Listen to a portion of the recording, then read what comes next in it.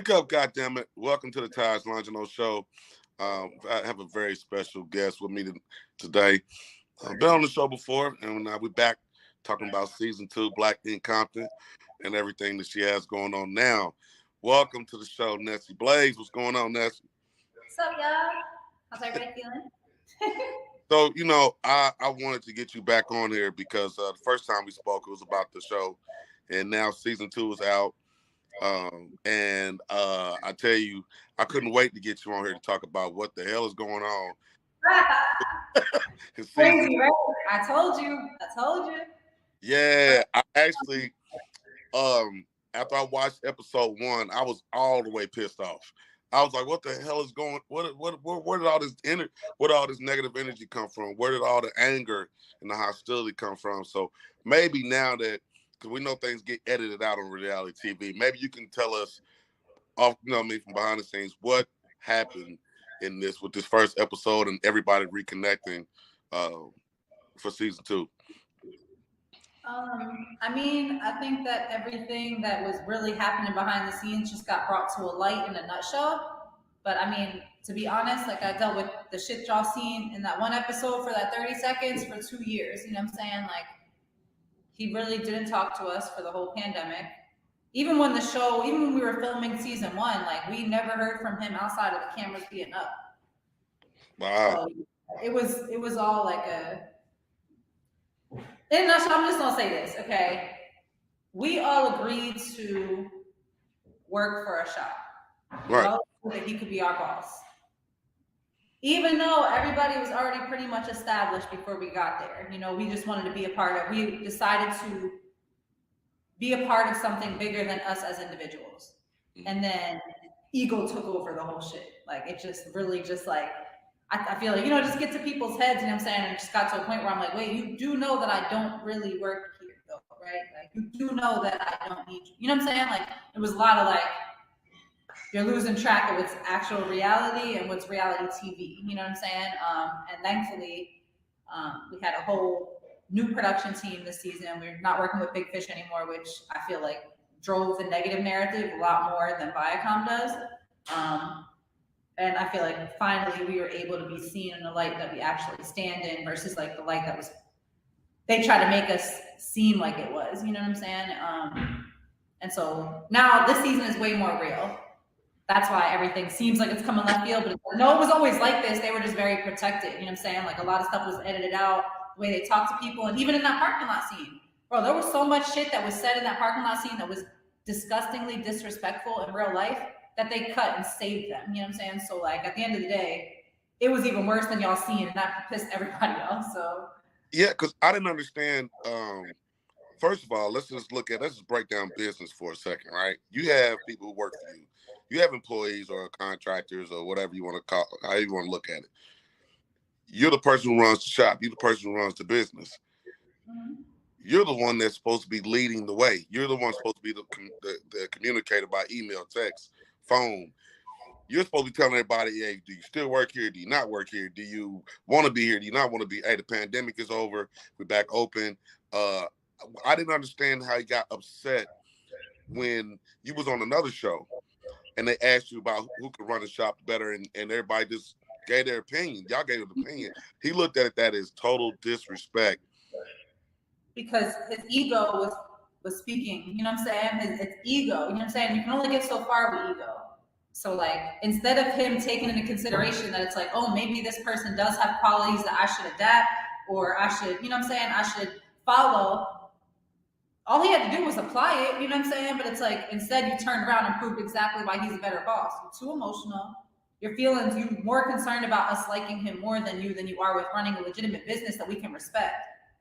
And that's where everything fell through. It was just bro, instead of doing all this being mad that we like him more, you should probably work on being better so that we don't have to talk about you like that. You know what I'm saying? Just be better.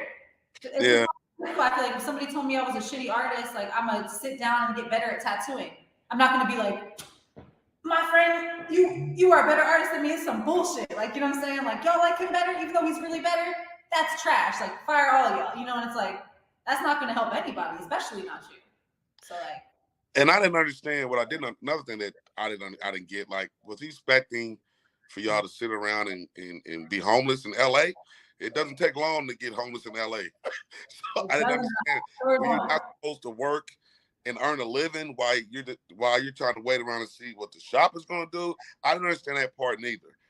You know, Right. I think that he just forgot that it's like the limelight and like the fame aspect of the show only means so much if you're actually really able to back it up. So like mm-hmm. on the back end, I'm saying when the pandemic hit, none of that shit mattered to nobody, not even the network. You know what I'm saying? Everybody went their separate ways. Everybody just we didn't hear shit for months on end. You know what I'm saying? It was just like shit, every man for himself. We got put on furlough. Um, and I feel like in that moment, that's where your character should be tested as an actual boss or like a leader. You know what I'm saying? Because you shouldn't have to have somebody telling you what to do with your employees. If you really care for people or you care about people and your workers, you just reach out just off GP. You know what I'm saying? Like, what's up? Everybody good? Even if you can't do anything, it's just a simple Right. concern. But then to act like we owed you something when we showed back up to that meeting, which everybody kind of drug their feet to begin with. You know what I'm saying? It's like, you think we're on thin ice with you want thin ice with us. Like we don't want the cameras if it comes to all this disrespect. So at the end of the day, it's like, I don't know what you're going for, bro, but you really just disrespect everybody. And then it's just with Tim speaking for him. Because I'm not gonna lie, KP can actually he can be cool when Tim's not around. Ah. Tim is his little battery packs. Like all of a sudden he gets this like big macho man Compton nigga, you know what I'm saying? Like energy when Tim is around, but like when Tim is not around, he won't be acting like that. He'd be actually chilling, and he's actually a way cooler person when he's chilling than trying to be a gangster all the time. But that's just my opinion. I was kind of surprised when it's like, I'm okay, I'll go home and sleep on this and I'll read over these rules. Because that's not really your personality, right? You're a little No, more. but I really had to tone it down because season one, I realized I didn't know the game well. It was my first time on TV. I don't fucking know how to play this. You know what I'm saying? So I'm just getting on and I'm playing checkers. I'm just like, right now, this is last time now I gotta say this, you know what I'm saying? This is on my chest. Like, and this season I learned that like people will make their own bed if you let them. Like I was doing a lot of just like, hear me out and da da da and rah rah rah, and it was just making me out seem like the crazy, arrogant, aggressive, combative person that I'm really not, you know what I'm saying? But like I knew that in that moment, if I just shut the fuck up, like it told me to, you know what I'm saying? They were gonna show how I don't have to say anything to get disrespected. All I said was, how can I be better? And it was like, you need to shut the fuck up. You work better when you're quiet, like da da da. And I was like, okay, I'm gonna just keep calm. As soon as I retaliate, that's all people are gonna remember is I'm the crazy black girl, I'm the crazy bitch, like the crazy, you know what I'm saying? It's like that's how people try to angle it. So my whole thing was just like, Ness, I just had to like tell myself in my head, like, yo, let them drive themselves into the ground this time. Like, you don't got to say shit. Like, they gonna make sure everybody sees them for who they really are, and that's exactly what happened. So, Because I really even when Tim went at I don't know why I can't think of his name. Y'all was in the parking lot scene, and he addressed I forgot his name, but he he was like, hey, I'm not even saying nothing. You over here all in my face. You talking about fighting. I didn't understand. Not that whole parking lot scene just seemed like an attack. It didn't. I'm so happy that part happened because Ink is so unproblematic. Like that man be trying to be in his zen. Like if you ever meet him or chill with him, he like anti-drama. He don't want no parts of that shit. You know what I'm saying? So like for them to even come to him, I was just like, this is literally hilarious. You know what I'm saying? For y'all to just be this combative with people who have no beef with y'all. It's one-sided beef all the way around. Like that is weird. That's weird. How did you feel when you decided to show back up to the shop and before you had the conversation with KP and Tim? How did you feel when you noticed Barbie wasn't there? I mean, I low-key already knew she wasn't gonna come back. I knew she was gonna try to be. We were all trying to be part of a bigger picture. We tried to put as much as we could without like laying down. You know what I'm saying? It was like we tried to put our pride aside, our egos aside, the disrespect aside, over and over and over again. And I think her getting quote unquote fired was probably the best thing for her. Like she got a baby, she got things. You know what I'm saying? She got her own company. She's trying to run too. Like she's really doing y'all a favor by like helping out, you know. And they really knew her in real life. So once I seen that dynamic, I kind of gauged how they would treat anybody who just got here. If you can just toss somebody out who you've known for this long, you know, and then not even trust their judgment. Like my thing is, why you got a circle of people you don't trust? If somebody comes to you and try to check you, you should take that into consideration. These people care about you. Right. Not trying to see you fail like you are right now. You know what I'm saying? Realistically, like it just keeps getting worse and worse. I'm like, bro, where's the like red flag gonna pop up for you? Like, when's the like I might be wrong gonna happen? Like, ever? No. So what? So I know that Lemire wanted to start his own. He wanted to start his own shop, and when he said that, it kind of made me think about Nessie. I'm like, I want Nessie to start her own shop because Nessie's cold, right? You know, after season 1, I followed you and I've watched you. Like you ain't stopped working. You ain't stopped hustling. Since you planted your feet in LA, you have not slowed down or stopped.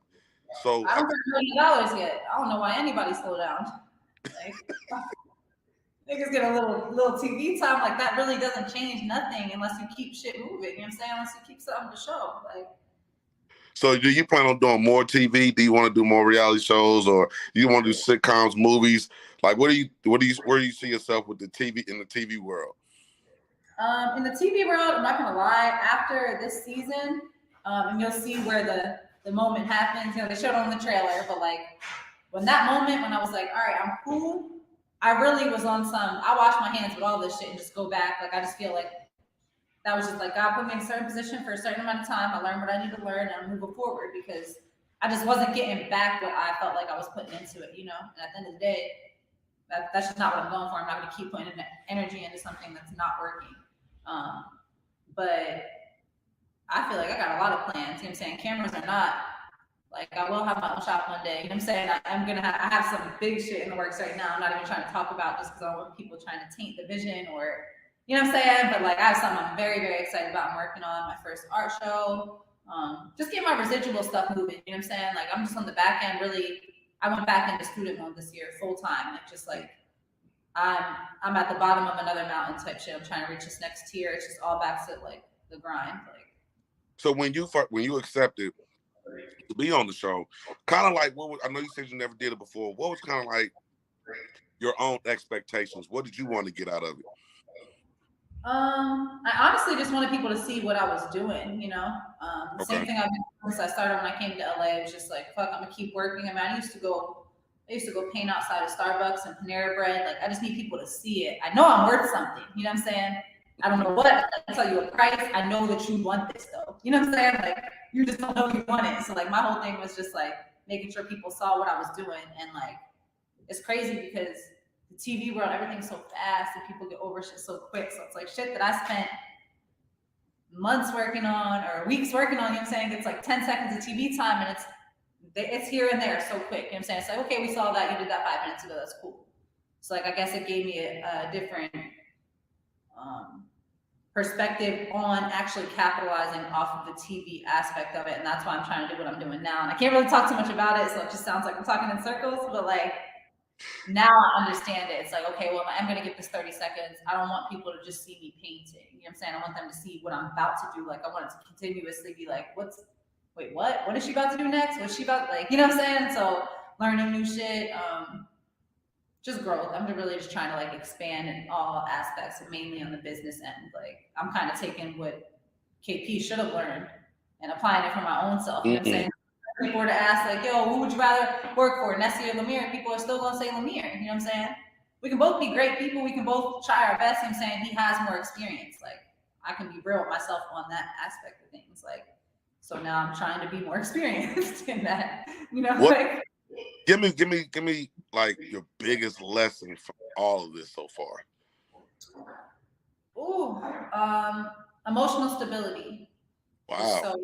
So important. And I already knew that because I watched a lot of Jay-Z and Warren Buffett interviews, and they always explain that, like, yo, your emotions can really ride you. Like, they can run everything for you. You know what I'm saying? It can ruin everything for you. It's not going to make a lot for you. You know what I'm saying? And if it does, emotions are temporary. So whatever you're building on emotion is going to be a temporary foundation. Like, you got to keep that in mind. And so I'm a very emotional person, even though I act like I'm not. Like, I'd be cool until I'm not cool, and then like it's like I'm on fire, nobody can stop me. I'm like, it's over. Like, once I get to that certain level, but like, I really had to shit. Even this season, like, I started off on some like, just like, they don't get it, and it's like, that's not gonna get me nowhere. You know what I'm saying? Like, sit with yourself. Like, what do I have to do now? You know what I'm saying? All the rah shit, talking about it is not gonna change nothing. First conversation be about problems. Second conversation got to be about solutions, and that's my whole. like angle on everything now, where it's like, okay, I can't be fucking up more than once. I make mistakes, but I can't fuck up more than once. But I keep this ball rolling. So yeah, that's my main lesson. I'm still learning right now. It's like, okay.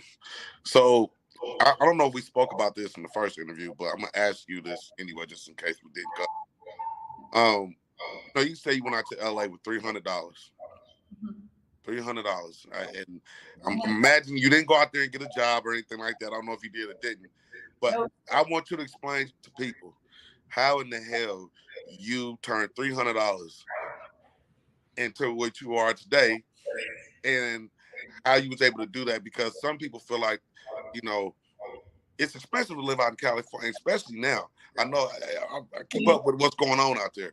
That's one of my favorite cities. So, but people I think get a misconception when they get out to LA and they think that this shit just gonna happen overnight. People still believe that. Yeah. That's the quickest way to fail, honestly. That's the quickest way to disappoint yourself. Because, bruh, I'll tell you right now, where I'm at in my life right now, I swore I was going to be out there 7 years ago. I swore I was going to be right here, right now, 6, 7 years ago. I swore, because I put everything into it. But that doesn't, I don't even, I feel like I'm on a super spiritual tip now just with my life, because I've already figured out, the logistics don't really even matter that much. You know what I'm saying? But the faith, people understand when you come out here, you should expect the shit to take 10 years. Work like it's gonna happen next year, but you should expect it to take 10 years. Because if you come out here thinking in fucking 6 months, or you have this one meeting or get this one deal that's gonna take you from here to there, it might, but then you gotta maintain that. Mm-hmm. You know what I'm saying? And that's what a lot of people fail to realize, because people get these one deals, oh, I gotta, rappers, oh, I got a song with Chris Brown, and you think that the game, you know what I'm saying, you just shut shit down, it's over. No, now you got Chris Brown expectations. Yeah. One record, you know what I'm saying? So it's what else do you have to show? Because like I said, it's here today, gone the next. People don't give a fuck. People scroll on Instagram. They don't even want to click a link in your bio anymore. You know what I'm saying? It's what can you show me right now, real quick? And I'm on to the next one. So moving out here, I think my whole angle was just never going back to, I couldn't settle. I didn't care if I had nothing, you know what I'm saying? But I was poor as fuck. People also don't understand. I was broke as shit. I had fans coming up to me in train stations, oh shit, I can't believe you're really out here, you're just on the train. I'm bro, I'm broke. You know what I'm saying? I'm broke. You just see me working, you know what I'm saying? And I want y'all to see that, you know what I'm saying? But I want you to know that I don't have nothing more than you got right now. At one point, even paying that Panera Bread, people got to use their resources. Everybody wants things to look a certain way. It's oh, I got to look like this and I got to be that. I'm bro, I would take one canvas and paint it, and then go home and paint it back white so I could paint the next day, because I couldn't afford another one. I was just doing, you know what I'm saying, you have to utilize everything you got. I was finding cardboard. I would see cardboard outside, people throwing shit out, big ass wood boards. I'm this, carrying it home, you know what I'm saying, from the train station, because I wanted to paint on something big, and I couldn't get no walls. I couldn't get approved because I didn't have a show for it. So I think ultimately not accepting less is going to give you everything you want. It's every time. At what point did things start to turn around for you, and you start seeing okay, I'm getting, here it comes, the moment is coming? When did you start seeing that? Honestly, it wasn't a big moment, you know what I'm saying? Because Black Ink had reached out probably 2 or 3 times before I actually accepted. But I was doing interviews and I was hella timid and hella naive. I wasn't confident in myself, and that's not the show for that. So they're okay, maybe next year type shit, you know? And then when Longino reached out to me for the show, I turned it down because I was in a relationship and I didn't like the narrative they were trying to give me. I felt like if it was, the tables were turned, I wouldn't want him to do me like that. So I turned that down just out of my moral compass was not aligning with that. And then I ended up running into Longino 6 months later, and that's when I got on the show. But even that was just such a process, you know. I know airing that first day when we aired definitely turned a lot of things around. As far as the fan base aspect of things, so the clout aspect, you know, people were willing to hurry up and pay because they thought it was cool, you know what I'm saying? It became a social currency thing. Mm-hmm. Do I feel like it had a direct inflation on my actual income? No. You know what I'm saying? Because a lot of people that were watching the show didn't want to pay my rates anyway. You know what I'm saying? It was a weird zone. You know, I really had to figure it out. But I feel the show was definitely a turning point in my career as far as like the rest of the world knowing. And like, so how did let's go back a little bit. How did when COVID first hit, like what was going through your mind as far as, okay, now what am I going to, how long, I mean, what was going through your mind when COVID hit and you knew that tattooing was going to come to a halt for a little bit? I panicked in the beginning because we got put on furlough with the show, and I was like, okay, we were like right in the middle of filming season 2, so I was like, that's weird. And then I went through like a really, really, really bad breakup. So like mentally, I was fucked up. I was just not my best self. You know what I'm saying? I went on autopilot. I was drinking all the time, like every day. You know what I'm saying? Just like trying to like get my shit together. But like honestly, I was probably the busiest. Y'all made it bad during COVID. It was a pandemic for me. Like I was so busy. Like I was ridiculously busy. Like because nobody had anything to do and people are getting money. You know what I'm saying? These stimulus checks. Like I was literally just collecting semis. Like I made a lot during COVID. Like I made a lot of money. But because I was doing it on the back end, you know, even with the show airing and stuff, like I was still doing them in my crib. So people were just coming through. I was doing good. And then I started OnlyFans. I started OnlyFans around Christmas on some board shit, just as like a joke. But I made like so much money on there too, and we were actually able to donate like $5,000 just to families in need. I just put up a thing on my Instagram like, yo, we're giving away $500 each to families. You know, write your stories, and we're gonna pick people who we feel like deserve it. So that was kind of cool, like, let's stop right there. So when you create your OnlyFans, was that your initial thought process? I'm gonna take whatever money I earn over here and donate, or was this something you thought about doing as you saw the results of it come through? Every year during Christmas, I try to do something. Just like even with my family, way before I moved to LA, like we always try to help people in need, even when we didn't have it. Just because we know so many times when we didn't have it, somebody helped out or somebody, you know what I'm saying? Like anything can help during during Christmas time. Right. You know what I'm saying? Right. People have kids, so we always try to either adopt a family or donate to something, no matter how big or small it is. So I kind of just took that with me when I came to LA. So every year I do something to give back, you know, whether it be volunteering somewhere or giving out to the homeless or something. Always do something to give back. But with the OnlyFans, it was just crazy because I didn't expect it to make. I did it as a joke, like I really did it as a joke, and then you know people have to pay you to follow you. So it's like before I even posted anything, I put my subscriptions at $20, and I made like $2,000 in like one day. So I was like, oh shit, you know what I'm saying? But like on top of that, I realized like I was doing very, very well financially for myself, even better than I was before the pandemic. And I was like, I can't keep this money. Like, one, it was a joke. I was never supposed to make this money anyway. Two, I don't need it. You know what I'm saying? Like there are people who could really use this shit right now. People that are really like losing their jobs. And like every day, that's when you were seeing people, you know, fucking Amazon let go of 32,000 employees, or this person, you know what I'm saying, was working for this company for 50 years and now they get nothing. And it's just like, damn, that's fucking heartbreaking. Like that's crazy. So like we decided, I started out with the 2,000 and I was like, I want to donate this 2,000. I'm telling my assistant at the time, who's still one of my best friends. And she's like, you know what? You doing 2,000? Like, or no, I'm talking to one of my other best friends. She's like, if you do 2,000, I'll match you.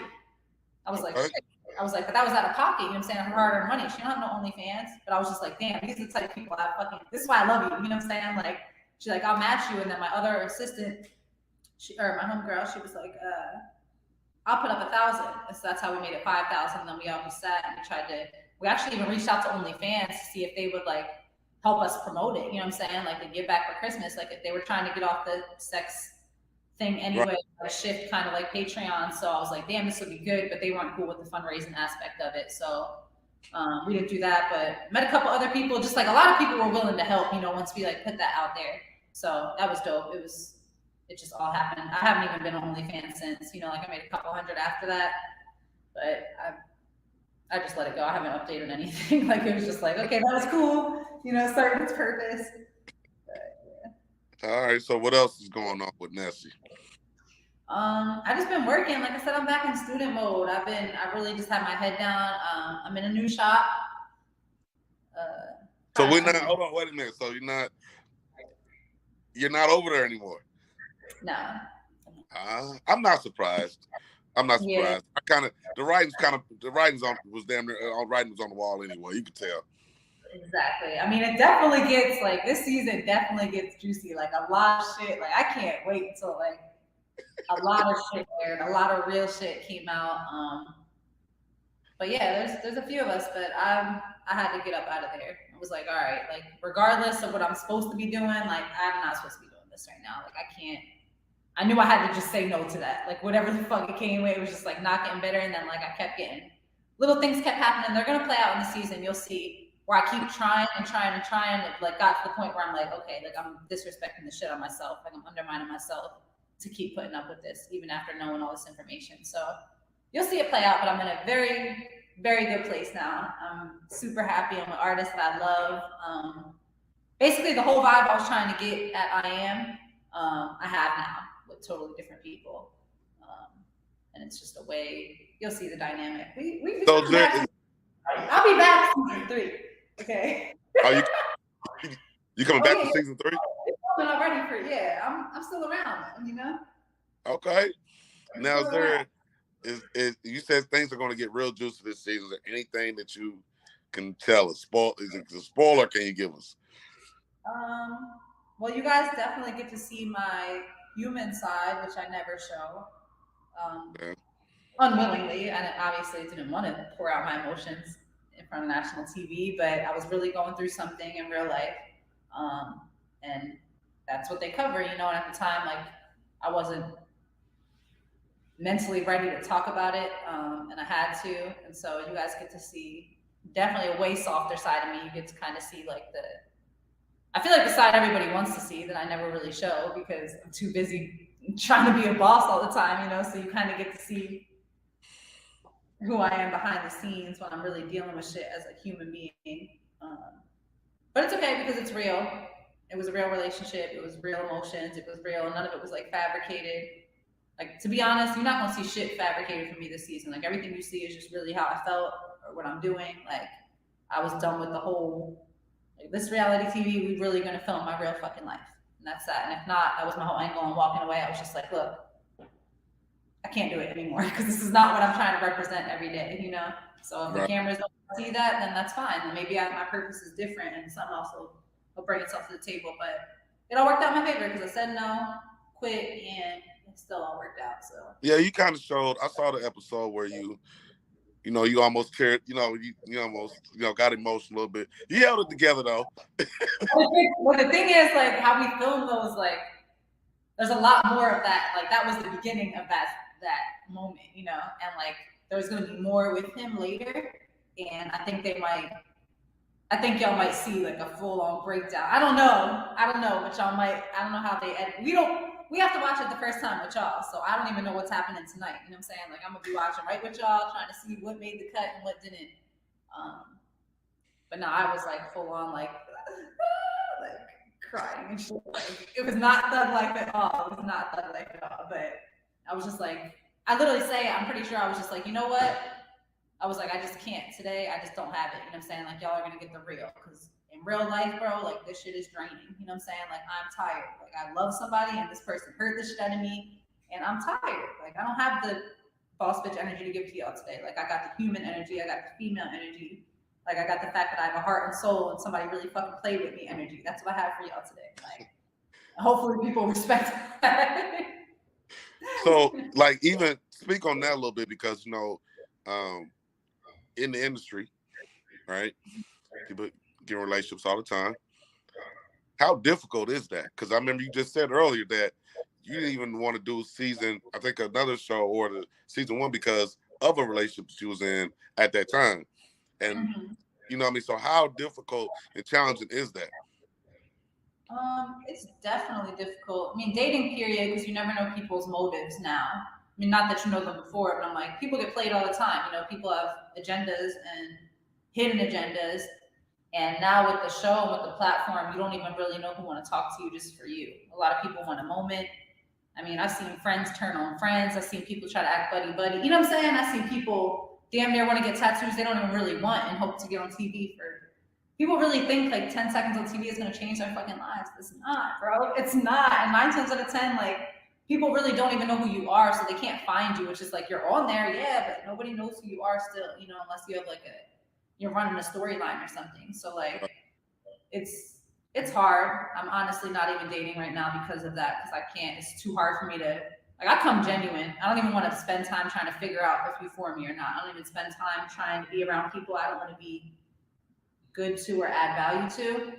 But LA is a different. It's a different place. You know what I'm saying? People will really. I mean, I've seen people that are in calibers I can't imagine that stoop down to certain levels just for a couple. You know what I'm saying? People feel like they've fallen off. They hold on to anything, and it's crazy. It's the shit I've seen. Y'all don't see it, but it's crazy the shit that I've seen out here. And like even with my ex, I feel like he started acting super different right when we got put on furlough. You know, it's like he was man of the year. He was the best relation. You know what I'm saying? It was like I was gassing him up, like, and then we got put on furlough, and it was like I wasn't shit. You know, and then it made me question everything. Like, bro, what was your real motive behind everything? And it could have been. It could have been real. Like, I hope it wasn't all fake, but like, it just feels, you know what I'm saying? Like, people had a motive, and it's like, oh, wait, well, if it doesn't come with this, I don't really want that, you know?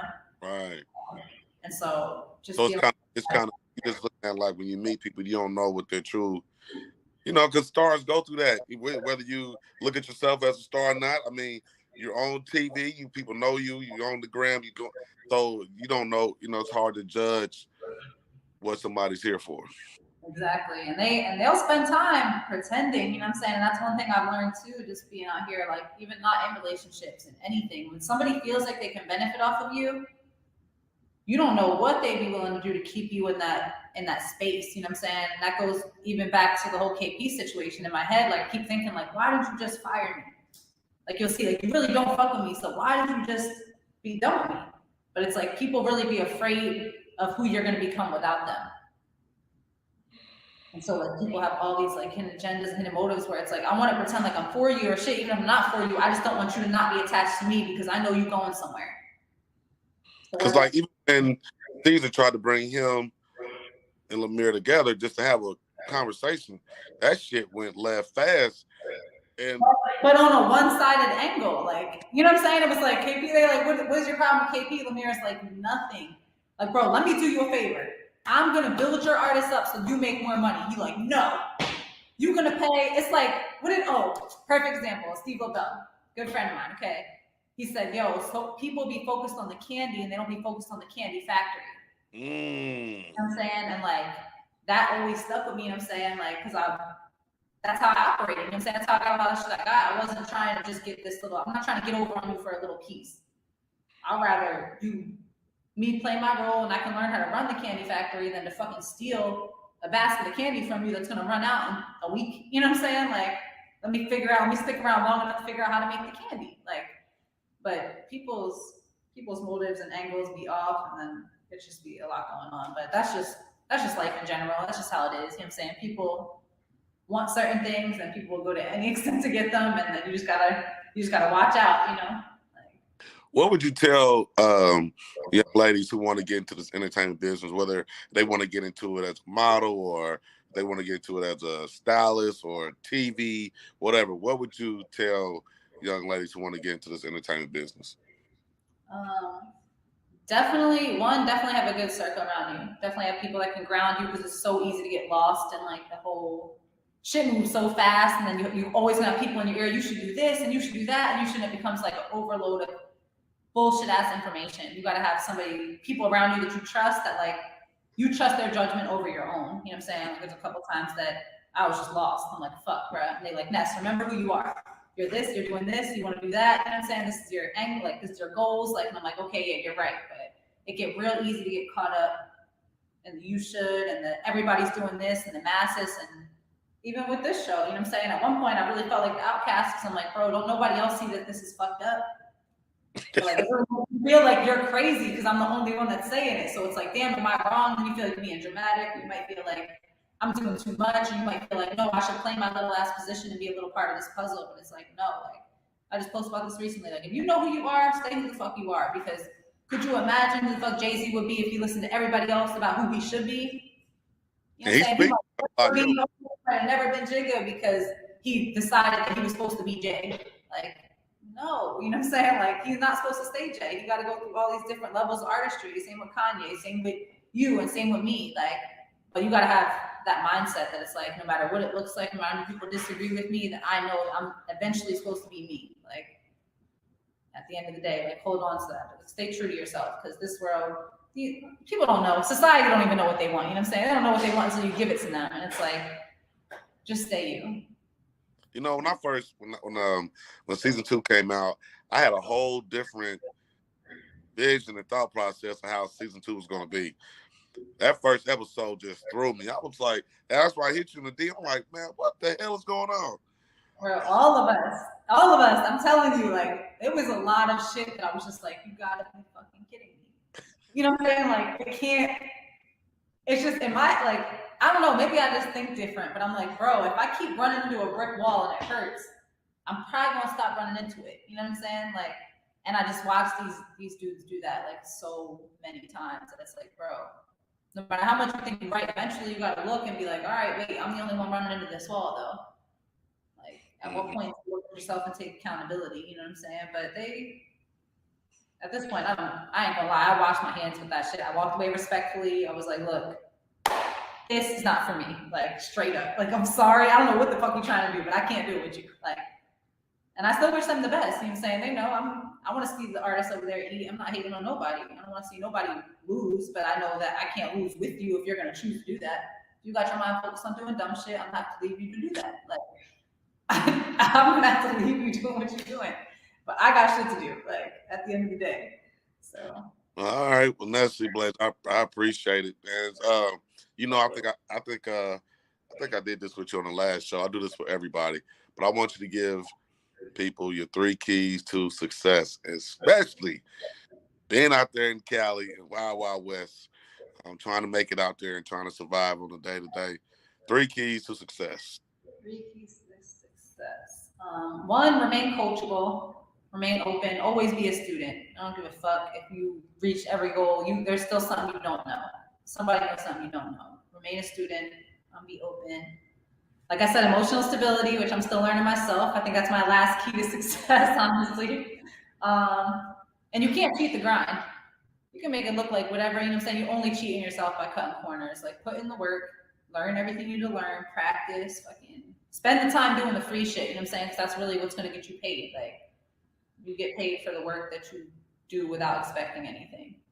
You just got to stick to it, you know what I'm saying? It might take 10 years. It's not going to be easy. You're not going to see rewards right away. I didn't see shit for like 7 years. I didn't see like a real money, you know what I'm saying? I was in survival mode for that long. You got to be willing to do that. Now, one of the questions I didn't ask you, I'm gonna ask you now because based on what you just said, like, for those who want to be a tattoo artist, that's a hard thing to do. That's not easy, right? You really got to have some talent to do the shit. Yep. What makes in your opinion, what makes a real good tattoo artist, and how does a person know when they really got, like, what defines that to you? I'll have to say just respect for the game. Like, I feel like when I got into tattooing, you just want to be better. You just want to be better. Like, every tattoo, you just want to be better. You know what I'm saying? Like, and you do see the artists that get stagnant. Like, once they feel like they're good, they start doing that. You know what I'm saying? But the problem is, like, new technology is coming out and other people are figuring out different ways to do shit. People are doing stickers that look like, tattoos look like patches and stickers, and finding these little niche little things, you know what I'm saying? You might be a better artist, but you haven't figured out your top tier level of artistry. You know what I'm saying? Like, everybody got different levels, and that's why I love tattooing, because there's no end goal with tattooing. There's no one person just like, you're the best tattoo artist in the world. Never can anybody ever say that. You know what I'm saying? Because there's so many levels of greatness. Like, so I feel like to respect the game and be passionate about it, you're always gonna basically want to be the people, be the one that pushes it forward. You know what I'm saying? Like, you want to be the person that pushes the culture up, like, not the person who's like keeping people on this, like, this is traditional tattooing and it has to be done this way. And like, no, that's not the way of the game. Like, it's not. And I only know now because I'm around some of the best artists I've always looked up to. And it's like, they don't got none of that ego shit. All of them feel like they can always be better. They are willing to share any information. It's more about the game than it is about the players with them, you know? Exactly. All right, Ness. Well, I definitely appreciate. I know we had a little rough start, but Of course, it's all good. We'll blame it on the technology. It's fine. Blame that. I appreciate you coming on the Taj Longino show, and I definitely will be locked into the rest of the season. I got to see. We might be back on here again. Let's go. I'm with it. Thank you so much. Take care. All right, bye. The Taj Longino Show.